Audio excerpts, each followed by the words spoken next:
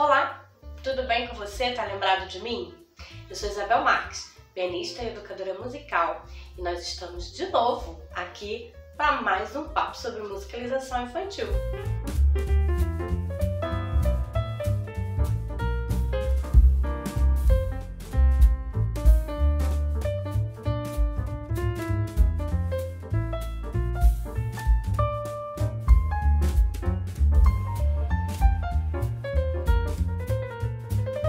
Se você é um educador, não necessariamente musical, mas é um educador, trabalha com educação infantil de um modo geral, é professor de música em escola, na igreja, trabalha no projeto social, aqui é o seu lugar e nós vamos conversar mais um pouco sobre musicalização infantil. Te peço com todo carinho que, se você tem gostado dos nossos conteúdos, deixa um like nos nossos vídeos, assista os outros vídeos anteriores, onde nós tratamos sobre assuntos muito interessantes também. Nos dê um feedback a respeito dessas nossas conversas, dos nossos conteúdos aqui. Chame mais um, compartilhe com um amigo, inscreva-se no canal para ajudar o nosso canal a crescer e a gente continuar fazendo esses vídeos tão bacanas que eu acredito que contribuem, né, para a nossa formação, porque quando a gente troca conhecimento, quando a gente troca experiências, né, a gente cresce, né, naquilo que a gente se propõe a fazer. Bom, hoje nós vamos conversar um pouco sobre os parâmetros do som, ou as propriedades do som, tá? Nós vamos falar sobre cada uma delas e eu vou dar dicas ou sugestões de atividades para essas 4 propriedades do som. Mas antes disso, eu queria conversar com vocês um pouco sobre a importância da musicalização. Nós falamos isso em todos os vídeos. Porque temos que nos preocupar com essa questão das atividades com propriedades do som? Para quê? Para que ensinar propriedades ou trabalhar parâmetros ou propriedades do som? Porque, como mesmo o objetivo da musicalização é desenvolver essa acuidade auditiva da criança. Lembra de Geisler que diz que nós precisamos propiciar para a criança um ambiente ou um espaço em que ela seja estimulada, em que ela esteja mergulhada nesse universo, né, de fenômenos sonoros, a fim de que ela seja estimulada e ela responda a esses estímulos de forma musical, com índole musical. Então, nós precisamos promover esse ambiente de musicalização, esse ambiente de estímulos e que provoque respostas de índole musical, tá? Então, quando nós trabalhamos com propriedades ou parâmetros do som, nós estamos promovendo esse ambiente que estimula a criança e provoca respostas de índole musical, que nós já conversamos em outros vídeos, que não é só respostas de índole musical, mas a musicalização transforma o ser humano do ponto de vista social, tá? Cognitivo, psicomotor, afetivo, entre outras qualidades e outros benefícios que a musicalização pode trazer, tá? Então, por que de trabalhar parâmetros do som? Para propiciar esse ambiente rico de estímulos sonoros que provoquem respostas de índole musical nas crianças, tá? Então vamos lá.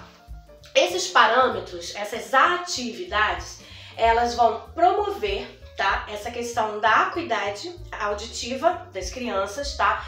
A destreza do raciocínio, a atenção, a concentração, além também de estimular a questão do movimento, da criatividade, da percepção, tá? Vai fazer a criança prestar atenção, tá? Podem ser brincadeiras, tem gente que fala, mas suas aulas são com brincadeiras, mas brincadeiras muito sérias, tá? E brincadeiras com objetivos muito sérios e objetivos muito específicos, tá?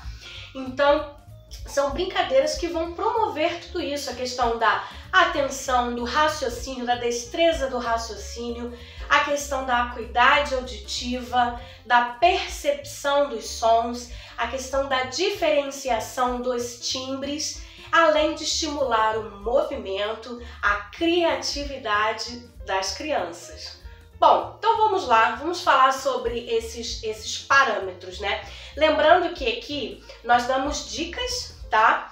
Eu gosto muito do termo tempestade de ideias. A gente tem uma tempestade de informações, uma tempestade de ideias, de sugestões, de coisas bacanas, mas é necessário que você saiba planejar, tá? É necessário que você tenha aquele momento para você estudar, pesquisar e chegar num resultado final que é de um planejamento anual para as suas turmas de musicalização. Não atividades soltas que nós fazemos aleatoriamente, mas baseado no BNCC, baseado em várias outras questões que nós estudamos, né, ao longo do nosso curso, porque somos formadores, né, somos educadores, temos formação nessa área de educação infantil, precisamos conhecer, né, BNCC, entre outras pesquisas, para que a gente possa chegar num resultado, né, de que é um planejamento anual, tá, com muito mais critério e não apenas atividades soltas. Mas vamos lá para algumas dicas, porque com essas dicas aqui eu mesma cresci muito com dicas e cheguei a planejamentos muito bacanas por meio de dicas que eu recebi. Então vamos lá, propriedades do som. Eu costumo dizer para os alunos que o som é resultado de vibrações, tá? São ondas sonoras. Eu costumo ilustrar isso por meio de pego uma bacia, encho de água, um balde, joga uma pedrinha ou qualquer outro objeto pequeno e ali aquela pedrinha vai provocar aquela formação de ondas. E aí as crianças começam a entender que o som, na verdade, são ondas que se propagam. Então, eles entendem a partir disso. Você pode começar falando um pouquinho sobre vibrações e sobre essa questão do som, tá? Bom, nós vamos pensar aí sobre as 4 propriedades ou os 4 parâmetros do som. O primeiro deles é a altura, tá? As crianças precisam identificar ou diferenciar o som grave do médio para o agudo. Então, quando nós falamos de altura, nós estamos pensando em sons que podem ser graves, como o rugido do leão, por exemplo, o trovão, eles mesmos sabem, eles mesmos falam. Os sons médios, o som da minha voz, média. Ou o som agudo, o som do apito, do passarinho. Tem um bebê chorando aqui no fundo do vídeo. Os sons agudos, tá? O som do violino, o som do triângulo, tá? E aí você vai exemplificar isso, você vai falar sobre animais que têm os sons graves, os sons agudos, tá? Uma dica importante é você não trabalhar só as extremidades, não trabalhe só grave e agudo. Eu já falhei como professora e muitos também falham em trabalhar só a região grave, lá do teclado, e a região aguda. Mas existem os sons médios, senão a criança ela fica sem essa referência, tá? De sons médios também. Então trabalhe dando os exemplos nessas 3 áreas, tá? O grave, o médio e o agudo, sempre fazendo comparações com sons da natureza, com sons dos animais, com o próprio teclado, os sons dos instrumentos, como por exemplo, quem conhece um instrumento grave? Coloca lá o áudio do instrumento grave tocando, de repente o violoncelo, de repente um tambor, de repente uma tuba, né? Os sons médios, né? O coco, por exemplo, os coquinhos batendo, um som agudinho, triângulo, a região mais aguda ali do teclado, tá? Um guizo e assim por diante. Então é importante essas crianças diferenciarem, tá? Os sons graves, médios e agudos, tá? E aí uma dica de atividade, anota aí. Você vai, depois que você já falou, já explorou bastante, eles já deram exemplos, eles já vivenciaram esses sons todos, aí você vai começar a ver se realmente eles conseguem diferenciar, se eles aprenderam. Aí você vai colocar diferentes sons, tá? E vai pedir para eles classificarem Se for um grupo de crianças maiores e tudo mais, você pode até pedir, pode até fazer meio que um ditado. Eu fazia isso muito também com as crianças maiores. Um ditado, colocava lá os sons e pedia para as crianças irem escrevendo se eles eram graves, médios ou agudos. Mas assim ainda fica com muito cara de educação tradicional, né? Aquela coisa ditado, aquela coisa, sabe, chata, meio rígida. Você pode fazer isso também de uma maneira mais interessante e que as crianças se interessem de uma maneira mais lúdica. Você pode colocar esses sons, né? Tem aí uma playlist de sons, eu andava com isso no pendrive, gente, era som de tudo que tinha ali. Era som de trem, era som de passarinho, era som de violoncelo, era som de tudo, de bebê chorando, de cachorro latindo, de leão rugindo, era som de tudo que vocês possam imaginar, tá? E aí você leva essa sua playlist com esses sons diferenciados, graves, médios e agudos, e aí você vai colocar. E aí você vai pedir que eles se abaixem quando for som grave, que eles fiquem de pé quando for som médio e que eles fiquem na pontinha do pé assim, ó, balançando os bracinhos, as mãozinhas quando forem sons agudos. Então, graves eu abaixo, médios eu fico normal de pé e agudos eu fico na pontinha do pé, tá? E aí eles vão brincar de abaixar, levantar, agudo e assim vai, e fica bem divertido. Então trabalhe as alturas, porque depois, quando você for ensinar de fato notação musical, a altura das notas na pauta, eles vão ter diferenciado bastante essa coisa do som grave, do som médio e do som agudo. Isso vai ajudar muito nas questões que envolvem a localização das notas na pauta, ok? Bom, segundo parâmetro muito importante, duração. Vamos falar sobre a duração. Os sons podem ser longos ou curtos, tá? Sons longos, médios ou curtos. Tá vendo? Já ia esquecendo do médio, já trabalhando sempre as extremidades? Não. Os sons podem ser longos, médios ou curtos. E aí você vai dar exemplos, mais uma vez, tem aquela sua playlist riquíssima. Você vai dar lá os exemplos dos sons longos, como a sanfona abrindo, tá? Os sons médios você pode fazer no teclado, a demonstração de um som médio e de um som curto. Pode ser o triângulo batendo, plim, ou pode ser os coquinhos batendo, tá? Importante a criança diferenciar. Por quê? Porque quando ela for apresentada às células rítmicas, quando ela for falar sobre notas longas, como por exemplo a semibreve, né, notas médias, né, e notas curtas, como por exemplo uma semínima com staccato ou uma colcheia, tá? Ela já vai ter vivenciado isso, tá? De uma maneira muito interativa, de uma maneira divertida e lúdica, tá? Então, você pode, anota aí a dica, anota a atividade, tá? Anotou aquela da brincadeira lá, quase que do morto-vivo, lá da altura dos sons? Agora anota essa daí dos sons longos, médios e curtos. Tem uma mola. Mola, criança adora brincar de mola. É uma coisa barata, um objeto super barato que você pode ter várias, coloridas, aquelas molas. E aí você vai exemplificar aqui o som longo. Você abre a mola, tá? Os médios e os curtos batendo a mola, assim. Tá? E aí você pode colocar músicas, tá? E onde você alterne entre sons longos e curtos. E aí nós vamos cantar, né?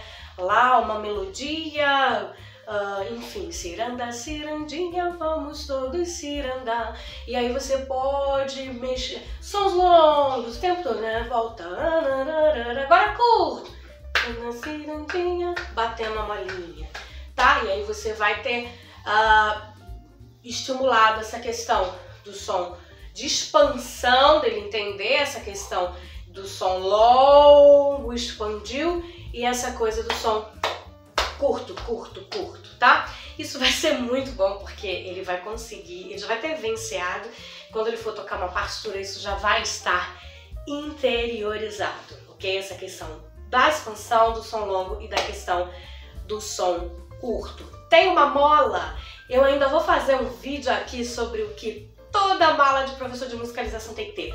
A mola é um objeto que tem que ter. Inclusive, se você ainda não viu os nossos outros vídeos, eu vou pedir que você, depois desse aqui, antes desse seu like, primeiro, se inscreva no canal. Depois dá um pulinho lá nos outros vídeos, que são muito interessantes também, falando sobre musicalização com sinos, construindo partituras coloridas, divertidas para essas crianças tocarem, falando sobre por que musicalizar. Dei 3 dicas de atividades rítmicas com semínima, colcheias e semicolcheias que você pode fazer com as crianças.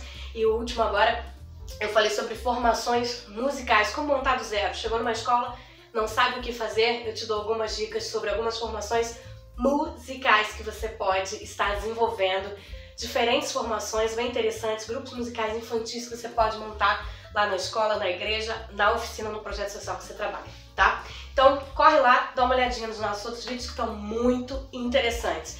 Mas vamos lá, então a mola é um objeto simples, mas que você tem que ter na sua bolsa, tá? E aí você vai distribuir aquelas molas e você vai fazer as crianças tocarem sons longos e curtos por meio da expansão, né?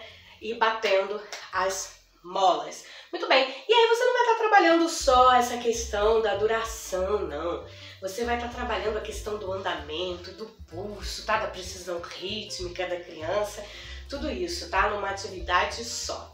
Falando sobre altura, falando sobre duração, vamos falar agora sobre intensidade. As crianças costumam confundir, até nós adultos confundimos também. Muitos adultos que não foram tão bem musicalizados, eles têm essa dificuldade, em diferenciar o parâmetro, a altura do parâmetro intensidade, tá? Intensidade é quando nós falamos de sons fortes ou sons fracos, tá? Forte e fraco, tá? E aí as pessoas ou as crianças acham que o som alto é o som forte. Costumam confundir isso, tá? A altura, né? É mais alto esse som, eles fazem mais forte, tá? E a gente tem que saber diferenciar essa questão da altura da questão da intensidade.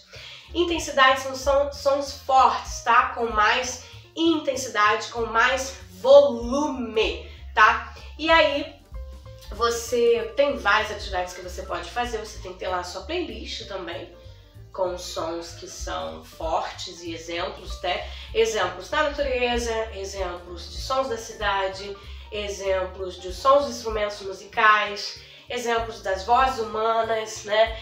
Exemplo de sons, de todos os tipos de sons, né? Desse ambiente todo sonoro que nós estamos inseridos.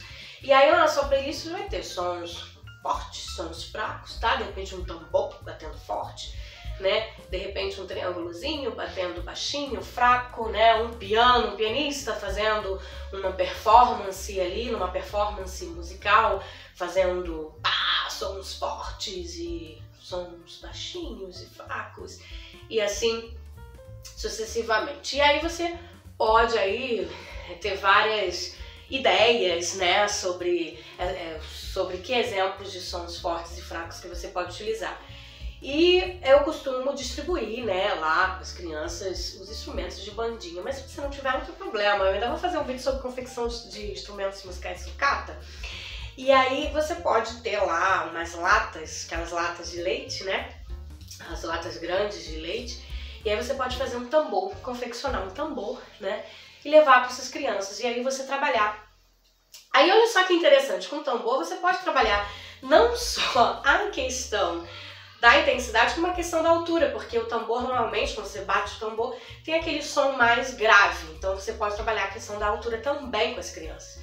E aí a intensidade, aproveite para ensinar sobre os sons fortes, tá? E você pode cantar músicas alternando entre forte e fraco, fortão e fraquinho, tá? Fortão, fraquinho, fraquinho, fortão. Lembre-se, uma dica aqui também muito importante que eu só fui aprender no decorrer, né? A gente às vezes erra tanto pra gente poder aprender e a gente vai crescendo e amadurecendo.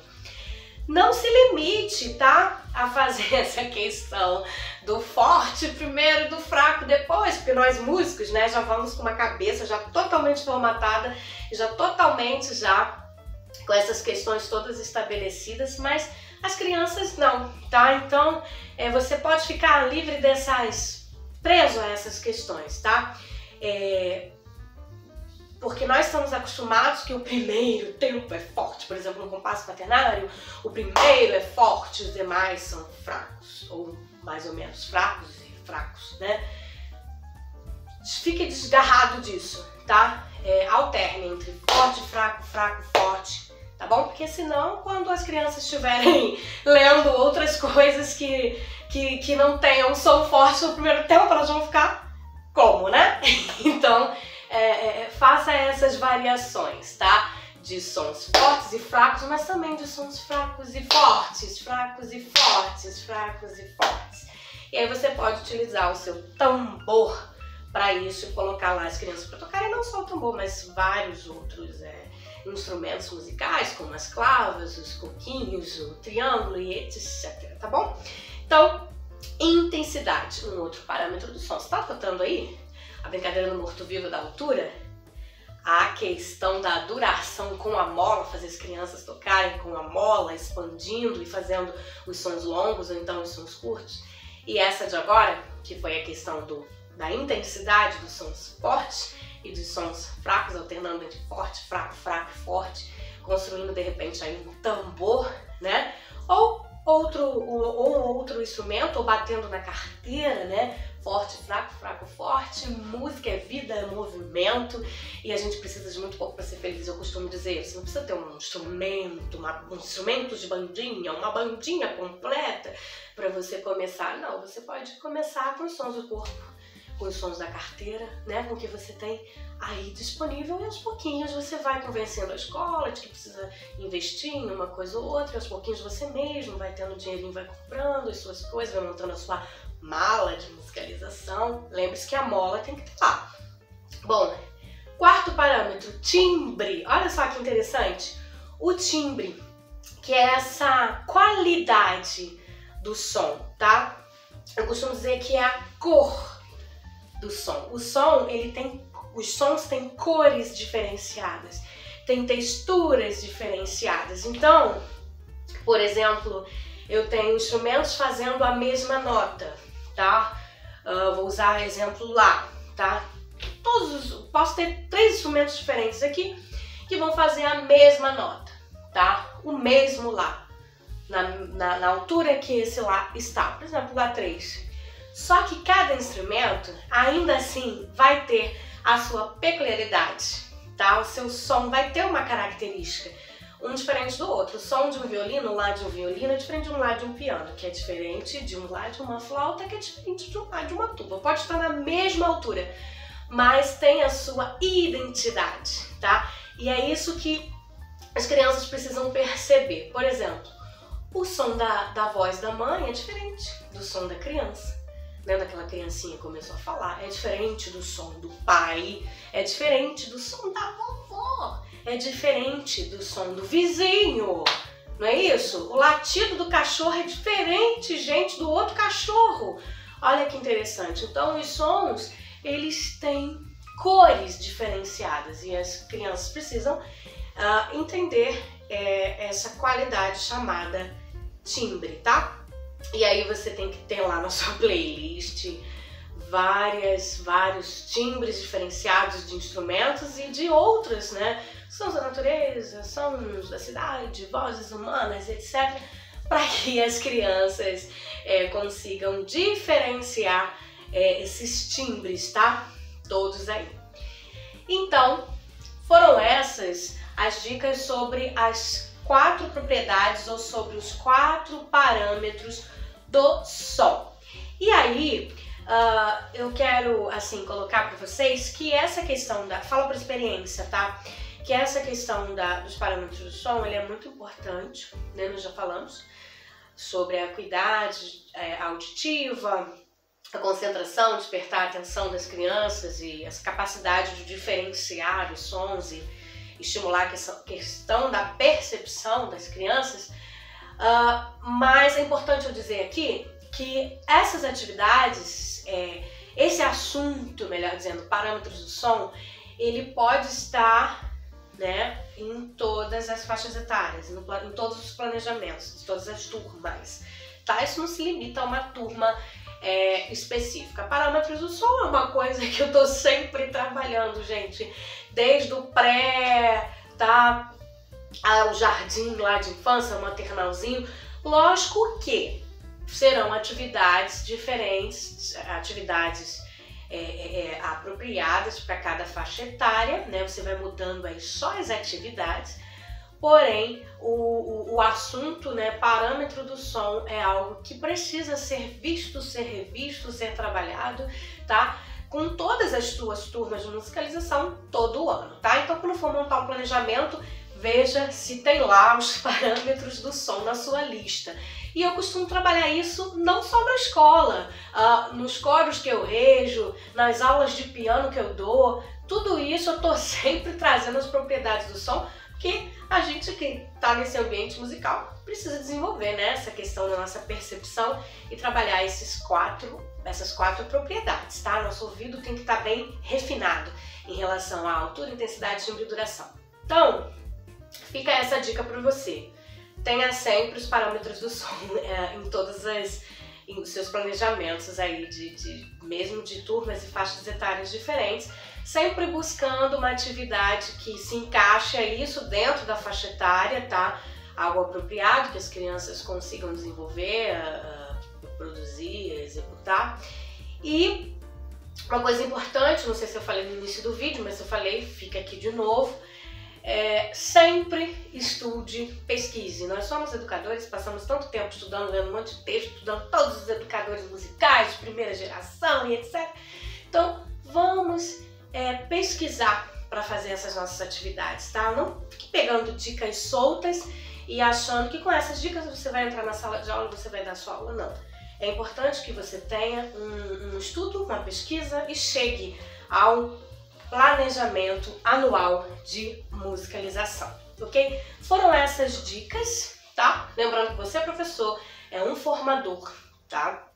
Eu falo muito sobre isso no Porquê Musicalizar. Se você ainda não assistiu, dá uma olhadinha lá nesse vídeo que tá bem interessante. E nós, como formadores, como educadores musicais, nós temos esse papel, que ao mesmo tempo é um privilégio e ao mesmo tempo muita responsabilidade, na questão da formação de um indivíduo, não só do aspecto musical, mas também social, cognitivo, afetivo, psicomotor. Então, dá uma olhadinha lá nesse vídeo se você não viu. Eu acredito no poder de transformação da educação, eu acredito no poder de transformação por meio da música, por meio da musicalização. Eu acredito que a música traz um ambiente com muito mais leveza, muito mais frescor, muito mais alegria para os nossos dias. E se for feito da forma correta e com afetividade, você pode ter certeza que você vai estar afetando musicalmente, positivamente, esses seus alunos. A musicalização é uma ferramenta poderosa para a construção, para o desenvolvimento integral, desenvolvimento global do indivíduo, não só da criança, né, mas todos os indivíduos, né, todas as pessoas que são submetidas a esse ambiente de musicalização, eles podem se tornar pessoas muito melhores, ok? Então, fica aí essa dica para você. Pesquise, pense, leia, pegue várias dicas de atividades e chegue a um planejamento bacana de musicalização com as propriedades do som. Mais uma vez, se você não é inscrito, se inscreve no nosso canal. Deixa aquele like como forma de gratidão pelo conteúdo, compartilha, chama mais alguém para bater esse papo com a gente, nos envie sugestões, nos dê um feedback. Lembrando que somos Marques Copley e somos uma escola de música no Rio de Janeiro e trabalhamos com ensino de piano, flautas, leitura musical, teoria e percepção musical, capacitação, consultoria. Um abraço para vocês e muito obrigada por me ouvir.